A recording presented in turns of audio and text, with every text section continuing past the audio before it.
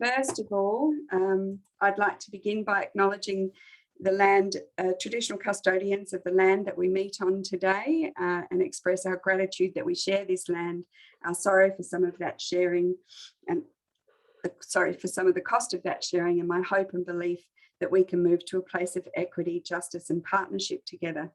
I'd also like to pay respects to elders past, present and emerging, and acknowledge any Aboriginal people that might be with us today, acknowledging the cultural expertise that you bring, recognise the significant connection to land, and understand that this land was never ceded and always will be, always was and always will be Aboriginal land. Welcome to tonight's presentation. And obviously we've got a few people here, and I do once again thank you for your patience with us. I do appreciate that we've all got busy lives, and spending some time to listen and talk to us about foster care takes a bit of planning to make space in your life. We get emails and phone calls from the Department of Child Protection all the time looking for foster carers, and we are in dire need of the more foster carers, the better. But if just listening to this information is as far as you go, and you think that foster care might not be for you, I still want to thank you very much for joining and listening to us, because if you have picked up any of the information that you get and you share that in your own networks, and they share it within their networks, maybe somewhere down the track, you listening to this provides a home for a little person that requires foster care. So I do say, and thank you very much for the time that you've given us today. So in terms of introductions, I'm Avril, and I am the operations manager for foster care in South Australia, and I manage foster care and reunification services here based in Adelaide, and all over the Adelaide Metro and into the country, some country regions as well. And joining me tonight is our carer practice manager, who will soon take over these lovely webinars for me and start providing the information to you. And I will let Mike introduce himself. Hi, good evening everyone. I'm Mike Down. I'm the carer practice manager here at Life Without Barriers. So I manage a team of assessors and a carer engagement officer. And what we do is we would work with people such as yourself if you decided that you wanted to become foster carers, and they would take you through the assessment process. And then once you've been successful in that process and been approved by the department, we would then pass you over to Avril and her team, and they would then support you in your fostering life with us. I also have some really great carer ambassadors who are also foster carers, and they also support with recruitment activities as well. So we look at bringing more people into more people with the right qualities and the right skills and the right passion to want to become foster carers, and bring them through the assessment process. Thanks, Mike. And talking of carer ambassadors, also joining us tonight is Kristy Smith, who is a carer ambassador and an amazing foster carer with us. Kristy, I'll let you introduce yourself. Thanks, Avril.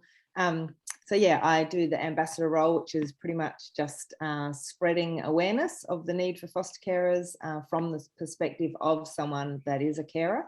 And also I am a hub home provider for the Mockingbird program, which is a new thing we've started up in Life Without Barriers in South Australia, where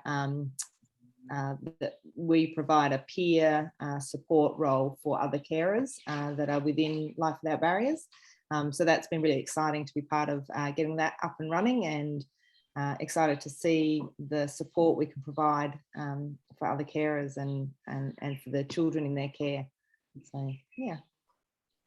Excellent, thanks. And throughout the night, I'll probably throw to Kristy or Mike to give a little bit more information, so you don't just listen to my voice and see my face on the screen all the time. So thank you. So just a bit of housekeeping. Before 2020, obviously these sessions, we didn't sort of realise the potential of online sessions and the pitfalls, as we've discovered tonight, of online sessions to be able to spread the word in a much wider range. So we used to always run information sessions in community centres and church halls and places like that in different regions. And of course, we would put coffee and tea on, and I would be telling you where the coffee and tea is, where the toilets are and the emergency exits are. One would hope that you all know exactly where your coffee and tea is, and also where your toilet is, so I don't need to worry about that sort of thing anymore. What I do need to point out, and I said this just before we started, is that we can't see any of the attendees here tonight. We can only get a list of participants. We usually have a chat box that I'm still unable to find. It's, for some reason, it is just not on the it's not coming up on the thing. So those parts where we do make it interactive, I'm afraid, will be gone tonight, but we will try very hard to ad lib and see how we go with it. There is a link which we will get emailed to you, which is a call me back form. So if during this or after this presentation you feel that you would like to have further discussions and talk a bit more about what it would mean about you becoming a foster carer, if you were to click on that link to the call me back form, it asks for just some brief information about you, and very, very quickly, usually within 24 to 48 hours, you will receive a phone call from our national intake office to be able to go through a few other questions and answer questions for you about whether or not you would like to continue on this amazing journey. So we are hoping, we also record this particular session. I'm not sure how useful, I'm sure it'll be useful. So this is recording, and that link after the session will be emailed to you and also any other attendees that might not have been able to come tonight, for you to click on again and listen through again, or share with your networks as well to say, hey, I've listened to this, you know, maybe you'd be interested as well. So that is, will come to you after this particular session. Hi, Avril, can I just say Sure. for a minute, I'm just trying to fix the chat box issue, but if I don't get it fixed, if people could just raise their hand and I will allow them to talk, I'll click on them so they can actually speak. But I'm hoping to get the chat box up and running any minute, but that'll be so if people do have a question, they can raise their hand and I will unmute them so they can at least be heard. Okay? That'd be fantastic. Thanks for that, Sharon. Thanks. That's great. Okay, so the plan for tonight is that I'll give you an overview of Life Without Barriers as a larger agency, because we do a whole lot more than just foster care, and so that you sort of understand who we are as an agency. And then I'll go through talk about foster care, what it is, who needs it, how to become one, and that hopefully will take about half an hour. Yeah, usually about half an hour, unless we start rambling when we get carried away. Then we'll answer some common questions. So we do have frequently asked questions that I run through at the end of this session. So if you do have questions, they might be answered in that. But following that, we open it up for questions afterwards. So that will either be in the chat box or we will find a way to make it happen. And then if after that you're keen to take the next steps, we'll organise for the link that I was telling you about for you to be contacted by our national office. So normally with the chat box, we would have you typing into the chat box now where you are coming from.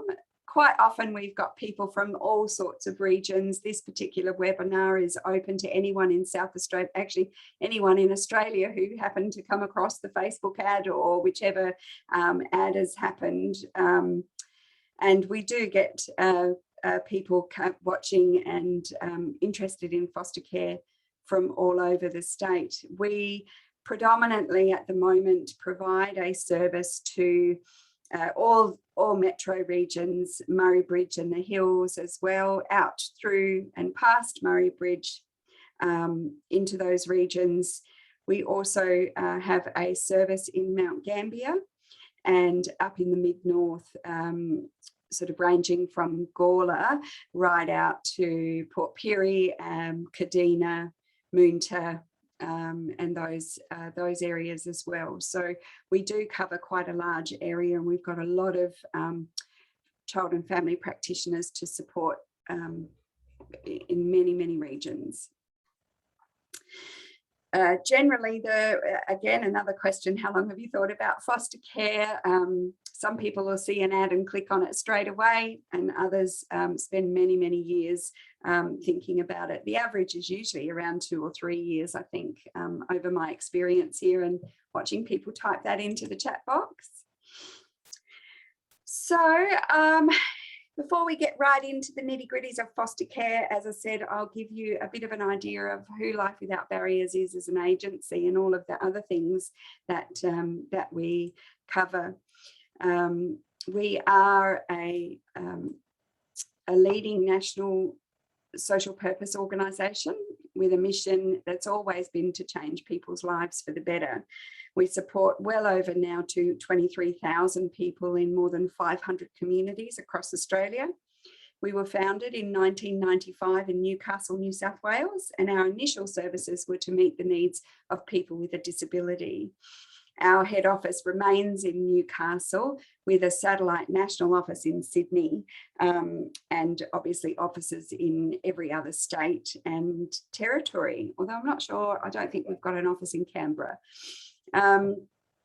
Here in South Australia, our main office is in Unley, and we've got satellite offices in Mount Gambier and Port Pirie with outreach to many regional areas as described. If you're driving down Green Hill Road in Unley, you can't miss our big square building that's got Life Without Barriers written large across the front of the building. So here is a list of, or a box. We do provide foster care, obviously. We do an NDIS support coordination for people with disabilities and NDIS plans, refugee and asylum seekers, although I think that's now winding up a fair bit. We have our alcohol and other drugs program that works with adolescents and also adults. We have we had a homelessness service. There's a new PowerPoint coming. Homelessness is now not has now been amalgamated into a bigger service and support through a range of connected services. So Life Without Barriers still does some work with the homelessness programs, but not necessarily as big as we used to be. And we have very large aged care and mental health services and support that we provide to people, aged care and mental health in the community. So one of the things that we're really strong about right through our agency is our values. Part of even the onboarding and interview processes for anybody that is coming into Life Without Barriers, these particular values become sort of a mantra to everybody. So they're kind of embedded. Certainly I live them as best I can in my life. Relationships being the most important. Everything starts with a relationship. We're also imaginative, and we come up with all sorts of ways and different ways to open doors and make it possible for people to do things and achieve things in their lives. We're respectful across diverse population groups. very responsive. As you'll find out if you fill in the call me back form, we'll be very responsive and we will call you back very, very quickly. And we're also courageous. We are not afraid to stand up for what we believe in, and certainly not afraid to advocate for people who require a little bit more service than what they're getting.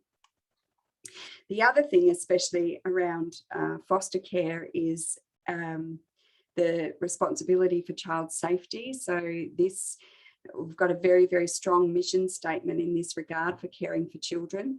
And we believe that it is the responsibility of everyone, and that everyone has a right, every child has a right to feel safe and respected.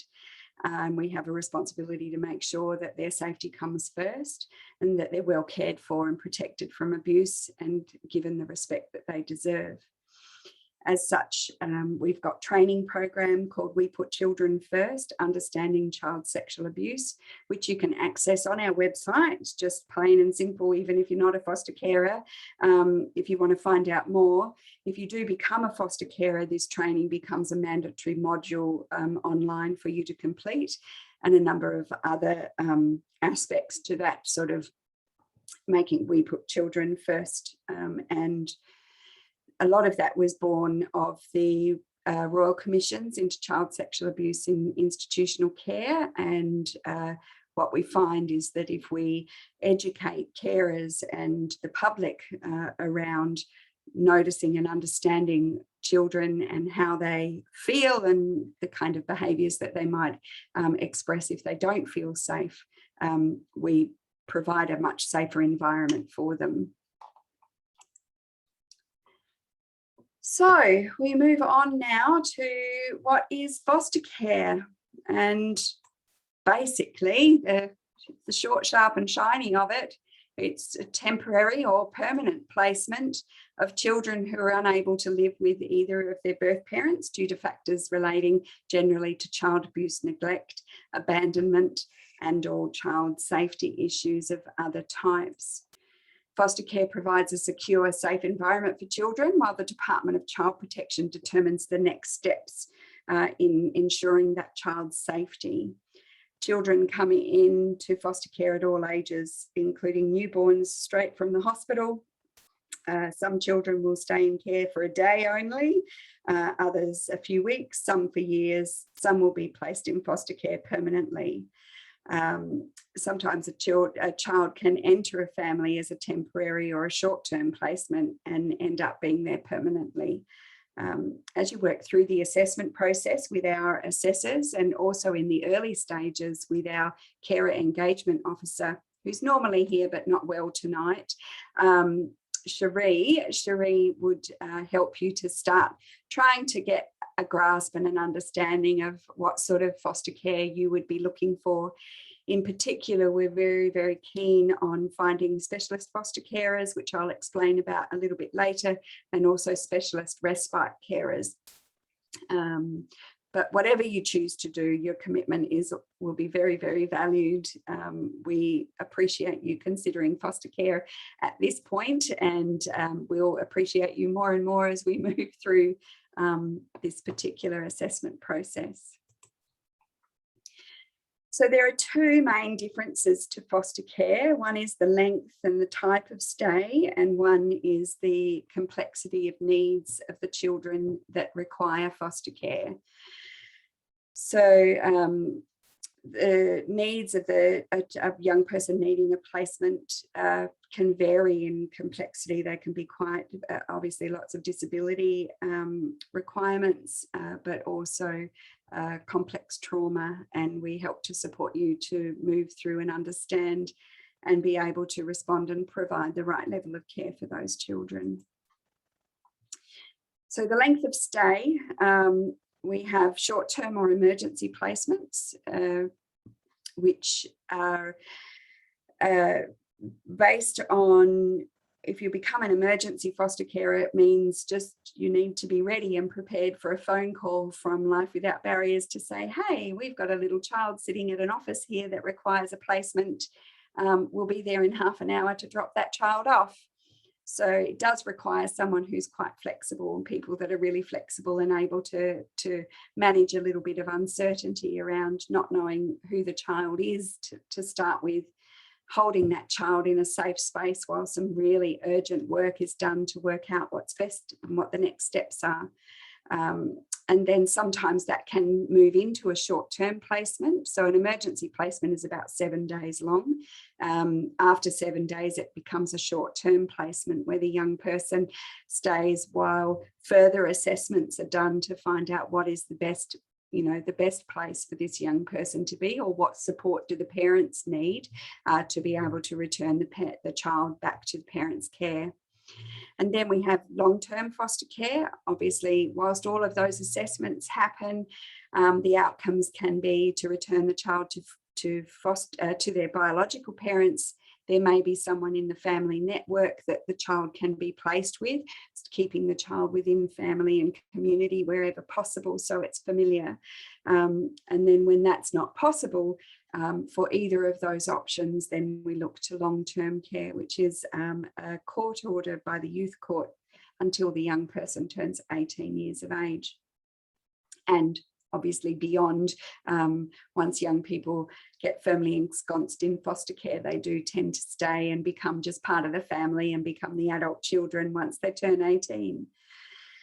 And then there's the respite and weekend care, which I was talking about. We are particularly in need of specialist respite care. So if you are thinking, or you want to do 1 or 2 weekends a month, what we will definitely be looking to try and assess around that is whether or not you can provide that care at a specialist level, so that our young people can get the breaks and have the community connection in that area. I'm just trying to, I feel like I've talked a lot. There's points where I hand over to Kristy or Michael. So, but I'll get there. I'm sure there'll be somewhere where I go, Kristy, you can answer this one. So there's also the complexity level. So we have general foster care and we have specialist foster care. General foster care obviously is for young people who are relatively straightforward. Of course, with foster care, there's obviously a huge emotional event of some description that has led the child to enter into an out-of-home care environment. So to some degrees, there are a lot of experiences that young people have that create a sense of not feeling so safe, and so the behaviours can be a bit complex even in general foster care. And then we have specialist foster care, where the children has more complex needs or a higher medical disability of some description or medical needs, and requires, so the foster carers require additional coaching and support, but also sometimes additional therapeutic services and training that gets put on wrapped around the care arrangement. So complex support needs can be due to the young children having learning difficulties. As you go through the process, we provide a bit of training around trauma and attachment right at the beginning, in some shared lives training, just some general understanding about what happens to a child's brain when they experience trauma or neglect, and that inevitably ends up producing or creating learning difficulties for young people as they move through life. Also sometimes speech and communication difficulties, intellectual disabilities, physical disabilities, complex and challenging behaviours usually due to trauma or autism. We have a lot of children with or on the autistic spectrum disorder who enter care. And we have, of course, all of the above. Some children do display every single one of those areas and require some pretty specialist care. So to be a specialist carer, you do need to be more flexible and more readily available for a young person who might not be so successful at school and may end up getting send homes, or may only be able to attend school half time, things like that. Also lots of therapeutic appointments, therapy, physio, OT, speech and things like that. So we do ask a lot of our specialist carers in that regard. They do, as a result, get a higher reimbursement for the care of the child to help compensate for travel costs, training costs. Well, we pay for the training, but obviously there's a lot of complex stuff that happens around young people, and there is a bit of out-of-pocket cost, which is reimbursed with the higher reimbursements. We provide, obviously, with more intensive and more regular support and lots of extra training. So moving on to just talk briefly about why children come into care, which obviously the most common reason is for a child experiencing abuse or neglect. We also have illness or death of parents. Sometimes we have single parents who look after their children but don't have great health and end up having to go to hospital. And if they've got no other carer support networks around them for the children to be able to go and be looked after by someone within their own networks, often foster care is required for a short period of time while the parent addresses their health or mental health issues. Obviously, around that time also we provide or the Department of Child Protection provides the services that a parent might need to build a more stronger connection for when these sort of things happen. We also end up, not so much in Australia, but in other countries, we do have families that end up just being unable to provide for a child. That happens a lot in the disability space with children with profound disabilities. Some parents get completely exhausted and just say they can't do it anymore. Also, poverty and unemployment plays a huge role in parents unable to meet the needs of their children, sometimes for a short period of time, sometimes for a long period of time. So here is where we would, again, if we had a chat box, we'd ask you to put in how many children you might think are in foster care, in out-of-home care in Australia. But given our chat box still isn't up and running, I shall just let you know. We've got around, generally at any given time, around 46,000 children across Australia in out-of-home care, in various different types of care. To get to that number, we have the Child Abuse Report Line that receives about 70,000 calls through a year. These are 18-19 statistics, which we probably need to update at some stage. So those calls come in and they're assessed and filtered down, and it results in young people in South Australia coming into care. This here graph or pie chart shows the substantiated harm types over a 1-year period here in South Australia. So this is generally, and the most common is child abuse, emotional and neglect, which is becoming more and more focused. We're getting better at understanding what's happening for a young person much earlier in their lives and intervening as early as we can to be able to provide a safe and secure environment around young children. Physical abuse being at 18%, the reason why young people come into care, and sexual abuse at 13%. One of the things I like to really point out at this point in time is that we have a very strong commitment to understanding and being compassionate to biological family, and understanding that 99% of the time a parent doesn't wake up in the morning with an absolute purpose. What I'm going to do today is hurt my child. Children get hurt and experience trauma because of circumstances that wrap around families that can sometimes not be avoided, but they always want to do their best for their children in some way, shape or form. So compassion for our biological children is something that biological families is something that we promote really strongly here at Life Without Barriers. So to this point, we've learnt about what foster care is, the different types of foster care, and we just unpacked why kids and how they come into care. And the rest of my presentation here will focus on what we look for in foster parents in the process to become one. Here's where you get all the answers to the assessment tests with your, once you start speaking to Cherie, our care engagement officer, and our assessors. These are the sort of things that we're looking at. So obviously we ask, the fundamental task of foster carers and us as an agency is to provide an environment that's free from abuse and enables children to form positive and nurturing relationships.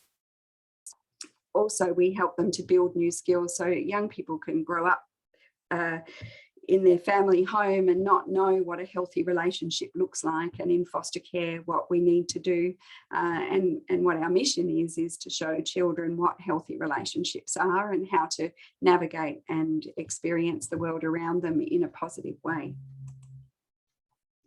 So the qualities that we look for in foster carers, and this all does sound a bit airy-fairy, but years and years of research has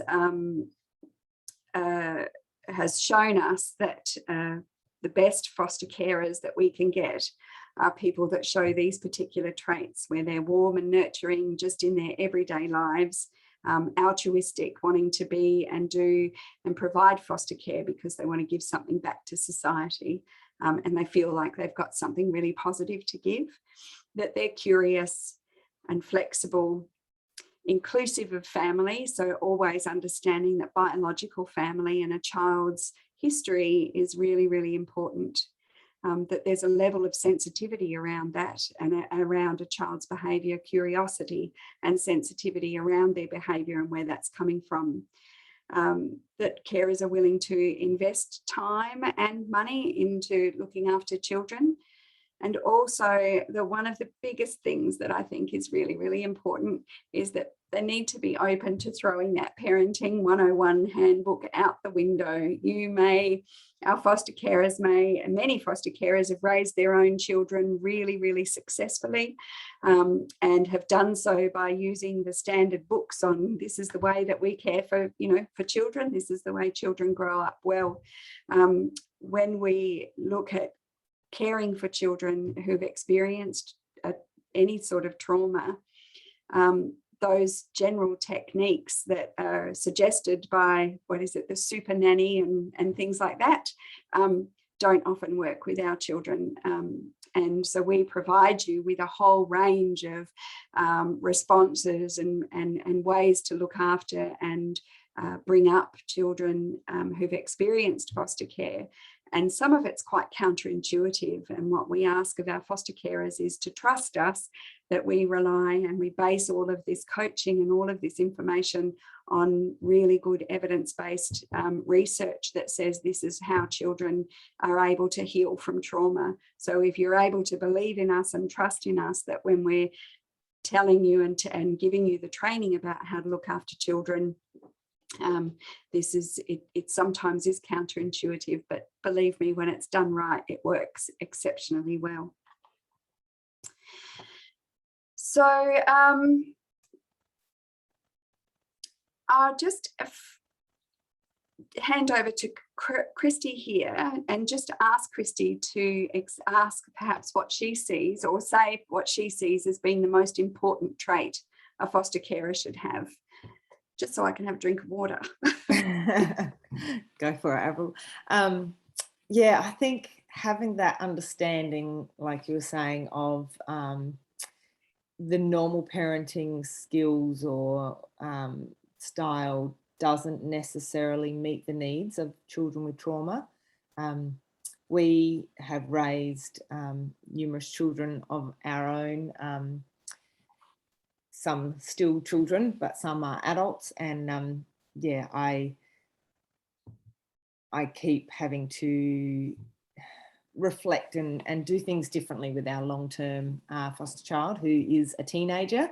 So when I talk it through with people, I often get the, oh yeah, that's typical teenage stuff. And it's like, no, this comes from a very different place. The motive behind the behaviour is quite different. So understanding that and understanding what trauma has done to her brain helps us to respond very differently. And then we see breakthroughs in our young person that I don't think we would if we just respond in the same way we have for our older children when they were at that stage and doing that stuff, because it's about the motivation behind the behaviour or the cause behind the behaviour rather than the actual behaviour itself. So yeah, I would definitely say that's, for me, at least currently, that's the kind of the biggest trait that has impacted our fostering journey. Thank you. So just a little reminder, these are the qualities that right from the very beginning, if you fill in the call me back form from the moment you start talking to someone at Life Without Barriers about becoming a foster carer, and from Cherie, who would start the journey with you here in South Australia, these are the sort, we're looking for evidence that these qualities and this capacity to be flexible and is being considered right from the get-go. I've just been advised that the chat box is not going to come up in this particular session. So if you do have questions, perhaps if we leave them towards, obviously we're getting closer to the end and ready for question time in a minute. If you can work out on your screens there how to raise your hand if you do have a question, we will unmute you to ask your question and then be able to answer them. But moving on to this, the next bit is who can be a foster carer, which is probably a little bit easier to say who can't be a foster carer, because for just about anyone, if you fit the bill, some of the non-negotiables are that you need to have a spare room in your home or your apartment. It is a requirement of the Department of Child Protection that any child that comes into a foster care household needs to have a space that they can call their own, and it's a space for privacy. So that one is the non-negotiable. If there are siblings that come in and you're looking after two children that are related and they've always slept together or been together in their home, then you can place related children in the same room together. And there are some exceptions to the rule years down the track if children have been in the same foster carer to get foster placement together for years and years and years, and we've got young children that they're probably 11 or 12 years old now. They're not related, but they've been in placement together for a really long time, and they get along so well and rely on each other a lot that they have chosen to share a bedroom. In those instances, the Department of Child Protection has to actually give permission for that to occur. But otherwise, you can be have any culture, come from anywhere, any language group. You can have never had children. You could have had 10 or 12 children. You need to be well and healthy and have the emotional capacity to do so. Obviously, you need to be available. Foster care is especially and around the, not especially, but also around the assessment process. Once we get started into the assessment, which I might let Mike talk about in a little minute, around the steps, but your availability is pretty important at that point. You can be a single or a couple. You can be in a same-sex relationship. You can pretty much be anyone if you fit the attributes of a foster carer and have a spare room. Over 25 generally, although that one is not necessarily a hard and fast rule. If there are exceptional circumstances, we have moved people under 25 through the foster care assessment. There's just probably a few more hoops to jump through, given that, you know, experience is a real life experience is a really important and valuable thing to have when you're looking after children. So at this point, moving to how we support foster carers. So what we as an agency have done or do and have in place to support our carers. Right from, if I'll just start at 12 o'clock and I'll move clockwise around this particular PowerPoint. So we have an on-call line that's 24/7 support, which is manned by our child and family practitioners on roster. So at any time out of hours, you are able to call that support line and receive phone support and guidance as to what next steps to take if you're struggling with anything. You have a care team that's wrapped around the child and you as a foster carer, and that includes a child and family practitioner with Life Without Barriers who kind of becomes your coach, your buddy, your advocate, someone who will walk with you every step of the way in terms of meeting the child in your care's need. We have a clinical team of psychologists, mental health social workers, and other clinicians that are able to provide either consultation support, assessment support, and some therapeutic support as well for our specialist foster children. There is obviously a reimbursement from the Department of Child Protection who pay you for looking after children. As I've mentioned, the specialist rate is quite a bit higher than the general rate. For those of you who are familiar, the EAP or Employee Assistance Program that many employment agent or any agencies have for their staff, for like in the case of Life Without Barriers, that is open access to all of our foster carers as well for brief crisis intervention sort of therapeutic support. I think it's around 3 visits with anybody within your family and your family network for support, with an option to extend that if required. We do put on a lot of social events. At least we have a bit of a school holiday program every school holidays. We have Christmas parties and all sorts of get-togethers. Now with the Mockingbird program that Kristy has mentioned briefly, which again probably is something we should put into our next PowerPoint presentation. Now we're about to update our information sessions, but our Mockingbird program, if you become part of the Mockingbird constellation, then there's regular events and get-togethers there as well. We provide respite where possible and where suitable. Some children, it's not quite suitable at certain points in their journey through foster care or out-of-home care. It's not appropriate, but where we can find and set up a regular respite for our children and young people, we do so. And again, the Mockingbird Constellation program certainly has a really good and solid respite built into the actual model of care. We have a learning and development, which is face-to-face trainings, online trainings, and also e-learning as well. So you get a sign-in, a login details for an e-learning account as a carer, and a learning and development plan is wrapped around the things that you need for your ongoing professional learning and development in foster care. I think that's everything in that space. I'll move to the next slide. Process of becoming a foster carer.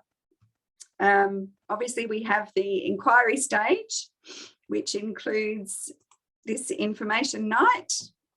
And then if you want to go further, you fill in the call me back form or let someone know, and you'll have a phone interview. And then Cherie takes over and does a home visit to talk through things a little bit more and get you more up to speed on what's next. And then there's an orientation training of two-day course, which now I think is split across 4 days online, and we do offer both face-to-face and online training for that one. once we get to the home visits and you've done all of that, there's application forms, child protection checks and health checks, and also a household safety check that is required, which are pretty much all the bureaucratic, the red tape stuff that we've got to get through to be able to get you into the next phase. So Cherie is our care engagement officer. I keep mentioning that. She's the person that runs you through all of this process here, right from here. So Mike and I do the information nights. Cherie takes you from there once you get into the personal stuff, and then we move into the interview stage. And I'm going to hand over to Mike and let him talk this bit through. Yeah, so thanks, Avril. So once you've been through the inquiry stage with Cherie, which, you know, can take a little bit of time, depending on, you know, how long it takes to be provided with the required information, and also for checks to come back and all that kind of stuff. And for you to do the training courses that are required. Then once you're at the point to go into the assessment phase, I'll allocate an assessing social worker to your case. They will make contact with you and arrange to come and see you. Once we're at that stage, things move fairly quickly. We have a 5-month timescale in which to complete the assessment with you from that point to submit to the DCP. So we're kind of we've got some quite strict timescales in place around that.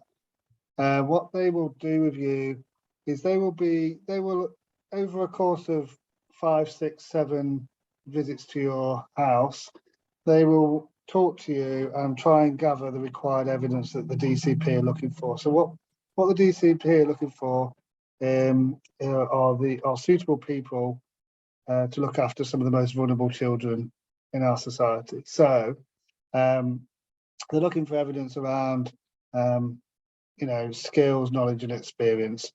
So it'll be a certain amount of reflection as to your own childhood and the way you were brought up, and what sort of messages that you've received in relation to that, and how that's informed perhaps how you bring up children if you're fortunate enough to have children of your own, or how you've cared for other children, or your friends' children, or children in your workplace if you perhaps work in a caring capacity, etc. So we'll go through that process. We end up with quite a lengthy report at the end of that, which goes off to the Carer Approval Registration Unit, or CARU, and then we wait for them to come back with an approval. And then once we've got that approval, we can then pass you over to Avril and her support team, and hopefully find you a placement pretty quick. After said placement, a young person, probably a bit nicer way of saying that.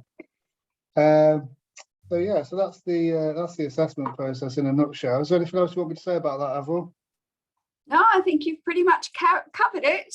I think the next bit is how long does it take, which is often like a piece of string. But yeah, I mean, the actual assessment part will take no more than 5 months. The bit either side of that is the bit that's a bit harder to define. So the inquiry stage can take a bit longer.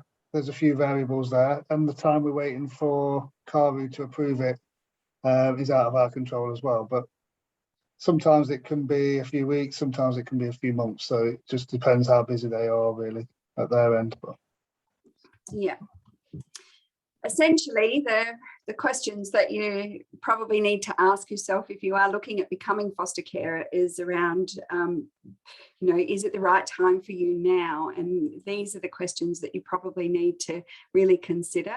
And if you're able to move through these relatively swiftly, you can get to the full, you know, the nitty-gritty assessment stage a lot quicker once all the forms are done. So obviously there's the compulsory training, which is the shared lives training, which is that 2 days I spoke about, or I think it's 4 sessions online.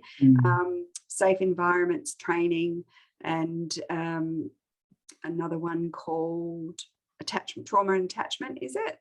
Or nurturing? Yeah. But it might be in the occasional situation, depending on what type of approval we're looking for. If it is that, for instance, if we're looking to be approved as a specialist carer, we may look at some additional training depending on how the assessment's going and whether we need to evidence some different skills. But that'll be on an individual basis. We'll make those kind of decisions. But Yeah. And then the other question to ask yourselves is, do you have time for someone to come and visit and do the assessment interviews? As Mike was saying, there's several home visits that that need to happen. So your availability to be able to be present for those, and for your family, whoever lives in the home, to also be present for those assessment visits are really important. I do think that we do have some out of hours work that happens around that. Some of our assessors can come out on weekends and things like that if you're working full time and whatnot. But your availability and making the time available and prioritising this particular part of the assessment process is probably really important if you want to move through it relatively quickly.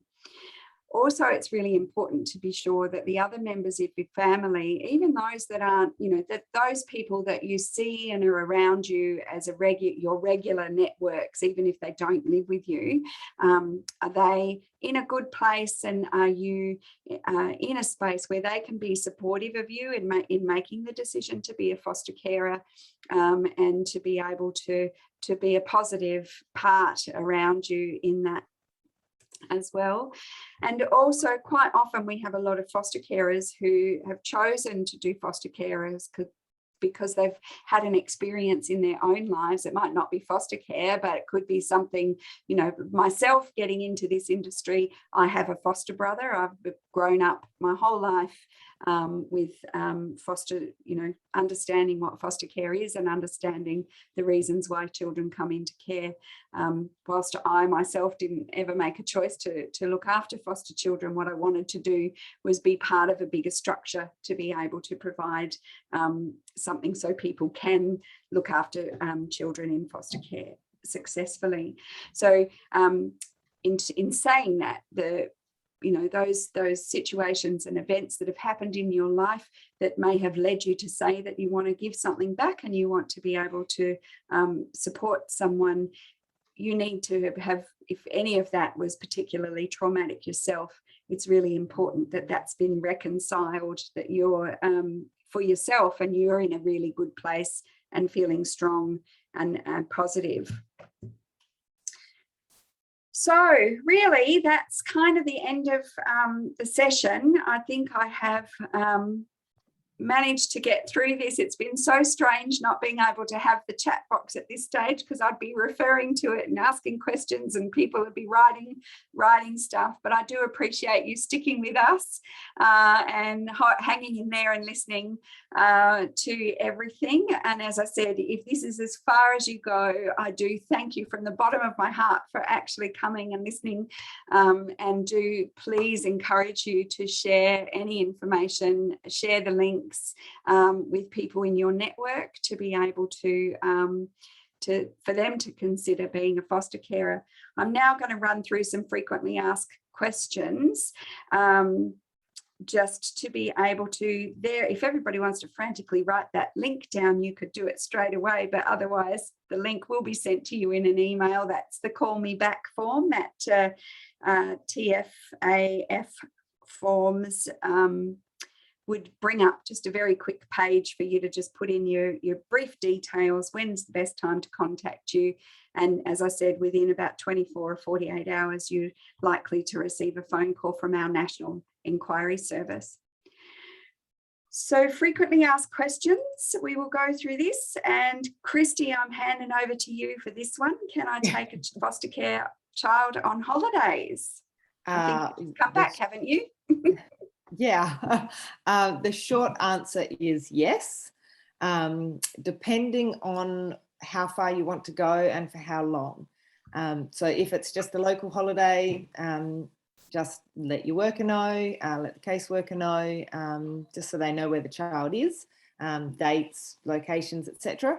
But yeah, this is a really important part of being a family, is to go on holidays together and see the world and you experience a different kind of relationship when you're all on holidays and doing those fun things together. And that's really a really positive thing for a child to experience. If you're going interstate, depending on whether it's a short-term or long-term order that the child's under, the caseworker may need to get permission from the biological parents. So yeah, definitely plan ahead and talk to the caseworker earlier to make sure it's all okay. And if it's an overseas holiday, if we can ever do them again, it's definitely going to take a lot longer because DCP needs to organise a passport for the child, needs to get permission. They need all the details. And so that can take up to 12 months to get that all organised, especially for the first time, getting the child passport organised. Sometimes they don't have a birth certificate yet, stuff like that. So it can be a bit tricky, but it's usually anything is possible. So yeah, it's well worth the effort to make it happen for the child. Thank you. I'm probably going to throw to you again. Do I get to choose which school they go to? Again, it depends on the type of order they're under, as in whether it's short-term or long-term. If they are with you long-term, you get more say as to what school is most convenient for you, what school you believe is best for the child, because you will get to know the child better than anyone else. But if they are already in a school when they come to you and it's only for short-term until they the courts decide what's going to happen for the child, then they will stay in their same school, so it's more stable for them. If they're looking to reunify with their family, then staying in a school that's close to their family will keep it more stable for them, keep the other adults in their lives, their school teachers, stuff like that, that just gives the child that sense of security. So yeah, it really depends. At the end of the day, DCP will make the decision if a move is necessary, but you'll definitely get to have your input on what you think is best for the child and what works best for you. They're not going to send you across the other side of the state, opposite place to where you work or whatever. So they are quite open to your input on that. Excellent. You're on a roll, Kristy. I'm going to get you to answer all of them at this stage. If you get stuck, I'll add some more in. Go for it. Do I get a choice in what child comes to live with us? So yes, you're not going to just be told this child's coming, whether you like it or not. You will get a call from someone from Life Without Barriers. Depending on if it's an emergency, then it might be a person that you've never spoken to before. But otherwise, it's normally your own, I can never remember this because it's been changed, CYP, Child Youth Practitioner. What is it, Avril? CFP, Child and Family Practitioner. I always muddle that one up. So yeah, basically your support worker from Life Without Barriers will usually be the one to call you and give you as much information as they can about a child, their background, where they've come from, their name, their age, any behavioural difficulties or medical issues or whatever, so you can make a choice as to whether they would fit into your home, whether you have the ability to care for them at that given time, and then you can take some time to think about it, discuss it with your partner, whatever you need to do before giving a response. And you never need to feel guilty or worried that if you say, no, this isn't going to work for us, you never need to worry that you won't get another call, because there's always more children that need a home, and sometimes you just need to take some time to focus on other things for a week or a month or however long. But there will always be more children in need of a home when you're ready to say yes to the next one. Are they allowed to call me mum or dad? Yes, this is something that's very much following the child's lead. If they want to call you mum or dad, then that's usually encouraged so that they feel comfortable and normal. But sometimes they just won't. And it's really important to not put any pressure on them to do so, because they need to feel free to remain loyal to their mum and dad, their biological parents, if that's how they feel about it. A lot of children will talk about their mummy, their tummy mummy, if they're younger, as a way of understanding that they've got two mums. Yeah, and some will right from day one want to call you mum or dad. Others it will take months or years, and some just always refer to you as your name. And yeah, it's really important to make them feel comfortable to call you what they are comfortable calling you. Are there any restrictions on pets? This generally, no. Pets are a wonderful addition to a child's life. They can be very therapeutic, but obviously through the assessment process and ongoing home visits, that's something that workers will help you work through the best way to make sure it's safe for children and also safe for the pets. Sometimes children can be rough with pets depending on the background they've come from. So you'll need to show that you have a plan in place if children and pets need to be kept separately at any time. So yeah, something that will definitely be discussed in assessments, but it's not a definite no. And that pretty much brings us to the time when we would be asked to type your questions into the chat box that doesn't exist.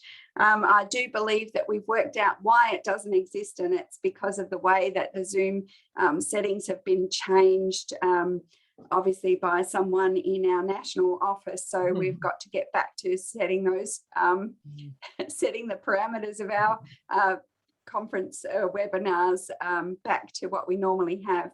But if you have got any questions, please feel free to raise your hand. I believe Sharon is looking at the I'm just trying to find participants here myself. There we are. So does everyone understand by raising your hand, Avril means clicking on the little box that says raise your hand at the bottom thing, and then a hand will come up next to your name on the list we can see. So don't be sitting in your lounge room with your hand literally raised. Yes, sorry about that. Thanks. Hey guys, I'm just going to allow the participants that are still here to talk if they want to, so they're unmuted, and if they would like to, they can have a chat. Excellent. Otherwise, if there aren't any questions, that does end our session for the night. So feel free to speak up if anyone does have a question. Oh, Jason. Hello, can you hear me? Yep. We certainly can. Yes, I don't actually have a question, but I just want to say thank you so much for your presentation. Yeah. I thought you guys Jason. did a great job and I learned an awful lot. So that's all. Excellent. Thank you, Jason. Given that this one was flying by the seat of our pants, because it's all very, very different. Thank you. I appreciate that.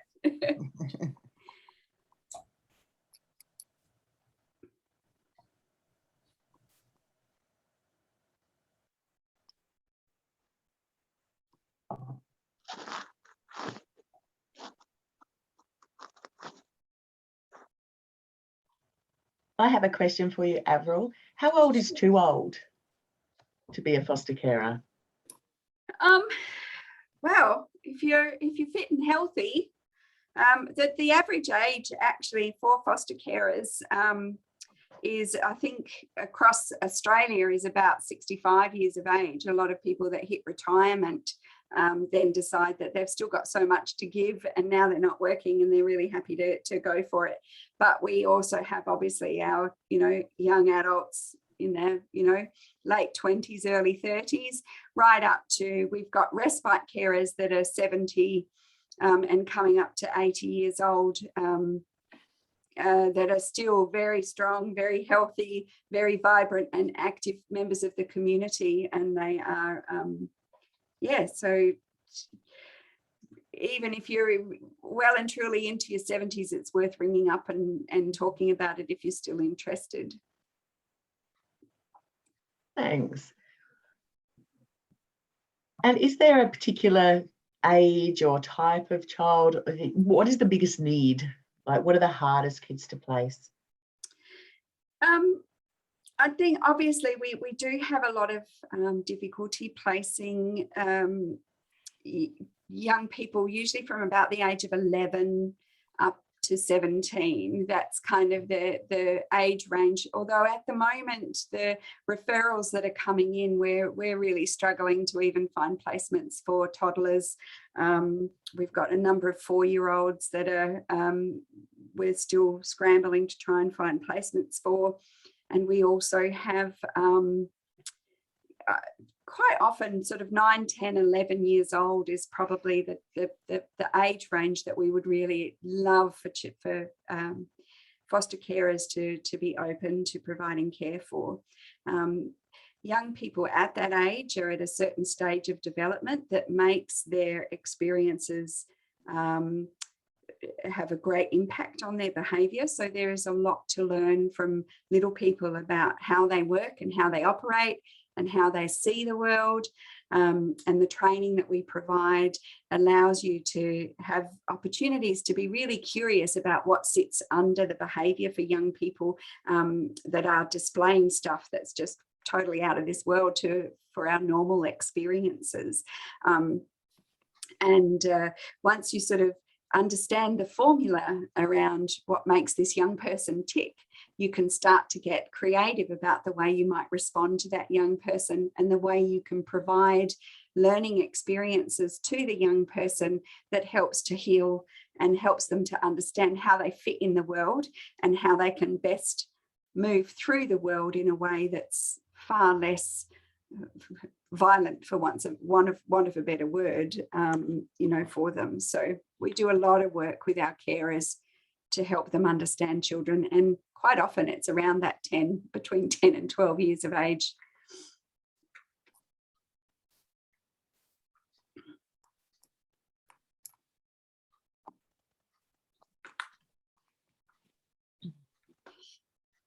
I think we are pretty much at the end of this, and I do appreciate everyone hanging around.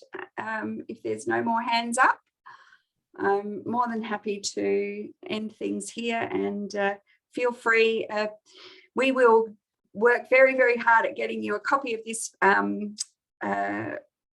webinar and the link to find out. But even if you just go straight to our webpage now, Life Without Barriers webpage, there is a I'm interested in foster care sort of link there that you can click on, which I think brings up the exact form that we're providing the link for. And we would love to talk to you more about foster care and how it works for you. And I really do appreciate you spending the time. Yeah, we will email all the details tomorrow so that if anyone's interested, they can rewatch the video, or they can contact us through the call me back form or any other way. I'll put all the details in the emails to them. Awesome. Thanks very much, everybody. Thank you, everyone.